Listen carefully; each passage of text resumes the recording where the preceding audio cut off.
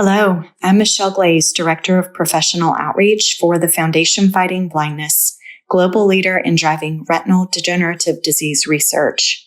On March 20th, 2024, Dr. Rachel Huckfeldt and Dr. Rochelle Lynn delivered a robust presentation about the best clinical practices for patients with an inherited retinal disease.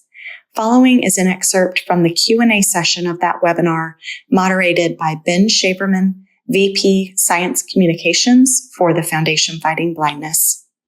Providing clinical care and management for patients with inherited retinal disease really requires a team approach amongst professionals. During this episode of A Path Forward for IRD and dry AMD patients, you will hear a discussion between Drs. Rachel Huckfeldt and Rochelle Lynn regarding the importance of continuity of care as well as the patient referral process. I'm excited to introduce our two key thought leaders, Dr. Rachel Huckfeldt, MD, PhD. Dr. Huckfeldt is Assistant Professor of Ophthalmology at Harvard Medical Center. She is also a clinician and scientist at Massachusetts Eye and Ear.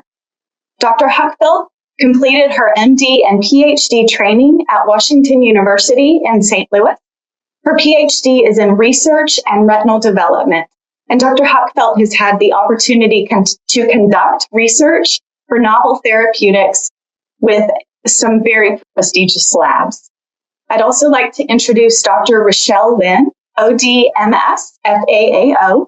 Dr. Lynn is Assistant Professor of Optometry at Southern California College of Optometry at Marshall B. Ketchum University. Dr. Lynn teaches low vision rehabilitation and genetics at SCCO. She also provides patient care for low vision patients and genetic testing to patients with inherited eye conditions. Dr. Lynn received her doctorate of optometry and Master of Science in Visual Sciences at Southern California College of Optometry. Thank you. I think Ben is coming on too. And Rachel and Rochelle, thanks for a really wonderful, comprehensive, and clear overview of best practices. But I'd like to get things kicked off by talking about how Rachel and Rochelle, you refer a patient to each other and collaborate. And Rochelle, let's start with you. There are a lot of optometrists out there. Optometrists are the dominant eye care professional. And so a lot of people come through your door first. And what do you typically do when you have an IRD patient, let's say somebody with RP, and then when do you refer them on to someone like Rachel? I think it really depends on the setting that the optometrist is in. For example, I'm at the medical facility that's affiliated with the university, so we have access to retinal ophthalmologists who come through our clinic, and we also have electrodiagnostic testing. We have all of the instruments available on hand.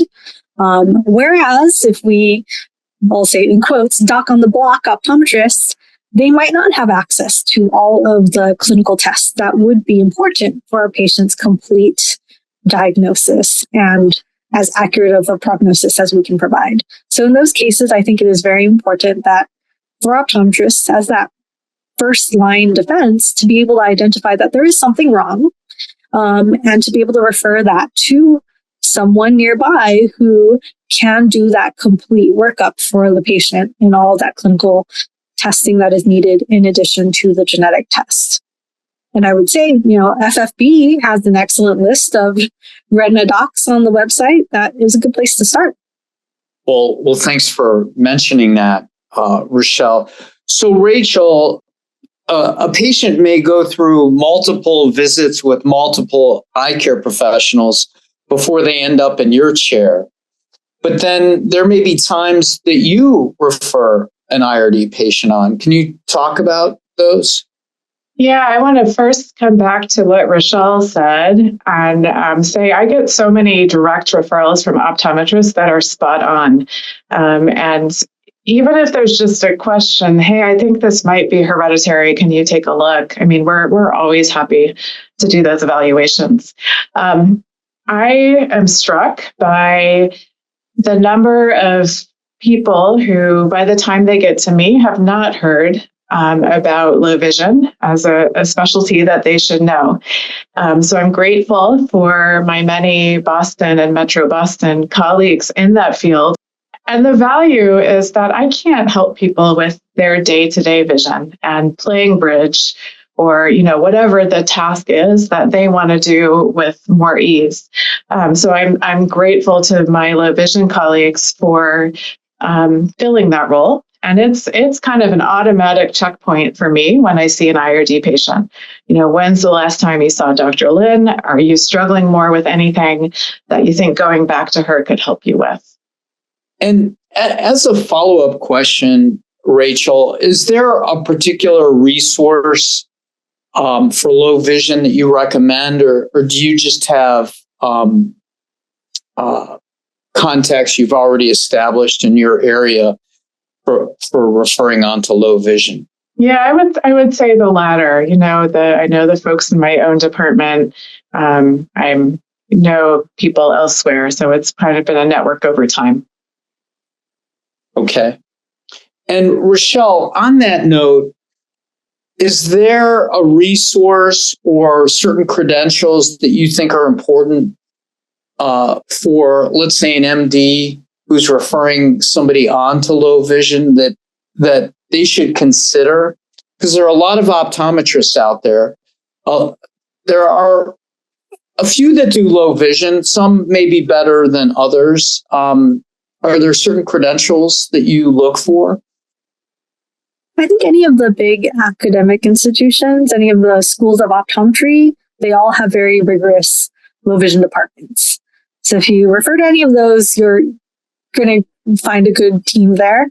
And there are many optometrists who have completed a residency in low vision rehabilitation. So if you see that, then this is a doctor who has spent an extra year specifically training in low vision rehabilitation. But that doesn't mean that a provider who's done low vision rehab for a long time and doesn't necessarily have that residency can't provide that care. Right. So, yeah. Another resource that can be a very good referral is to refer additionally to the State Department of Rehabilitation, because some insurances don't cover low vision rehabilitation. And if this patient is able to go through the state services, the state will then refer to a doctor who can do that low vision evaluation.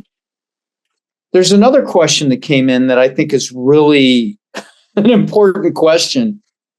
And traditionally, when patients see an eye care professional and they have a rare retinal disease, an inherited retinal disease, often they're not given a lot of good information or a lot of hope.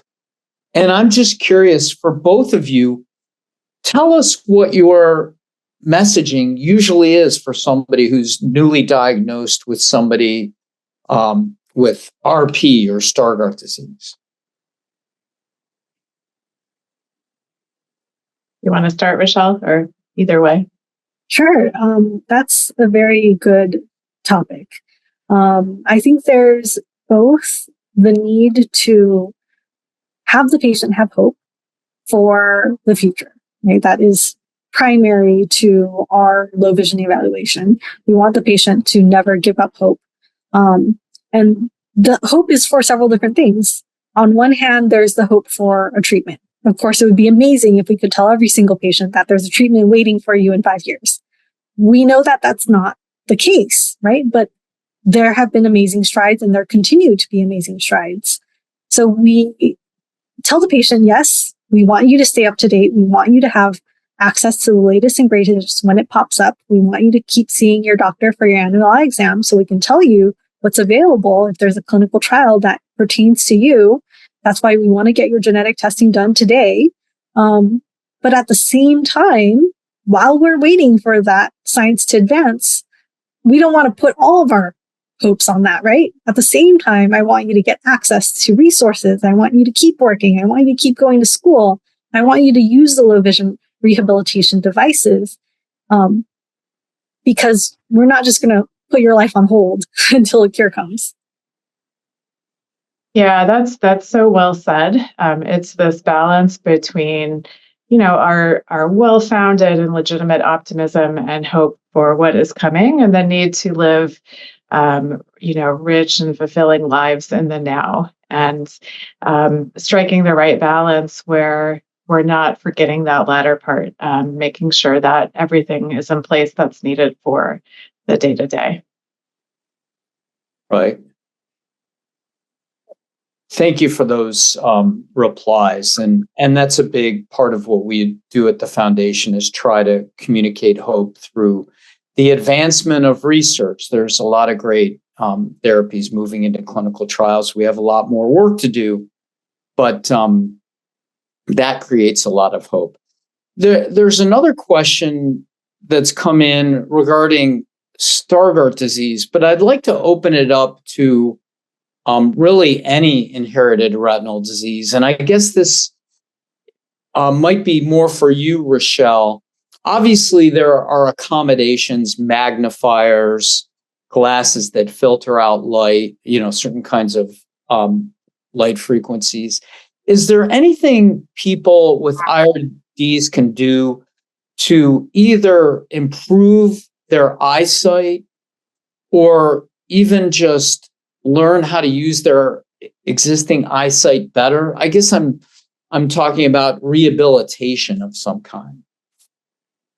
Sure. It really depends on the patient's individual eye condition, right? If it's central versus peripheral, if they're having mainly difficulty with visual acuity, or if the difficulty is with contrast.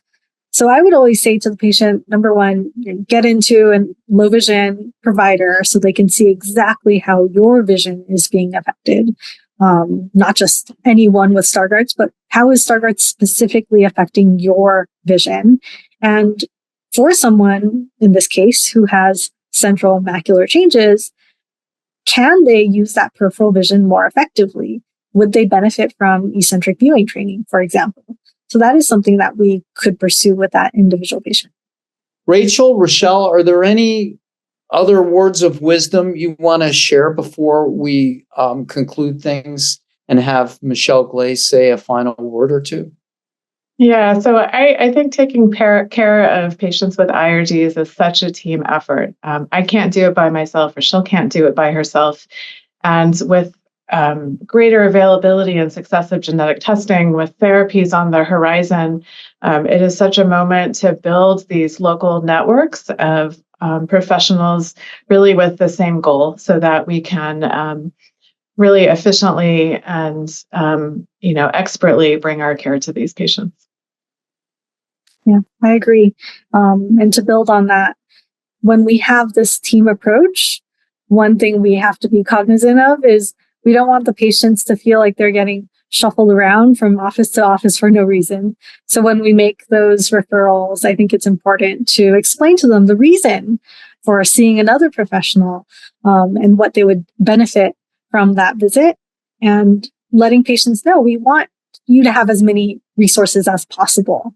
So it's not unusual that you're going to have your PCP working with your retina ophthalmologist, working with your anterior seg ophthalmologist, with your low vision optometrist, all together to provide you with all the resources. Well, thank you to you both for the unwavering commitment you provide, the time and energy you give to each IRD patient to help them get on a good path. And with that, I'll hand it back over to Michelle Glaze.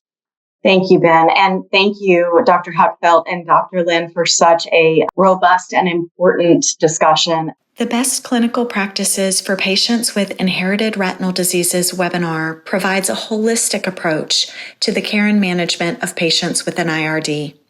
To view the webinar in its entirety, or for additional resources for your patients with a retinal degenerative disease, please visit www.fightingblindness.org. You can link to our professional outreach page by clicking on the Eye Care Professionals tab in the top right-hand corner. Thank you for your time and attention. This is Michelle Glaze, Director of Professional Outreach for the Foundation Fighting Blindness.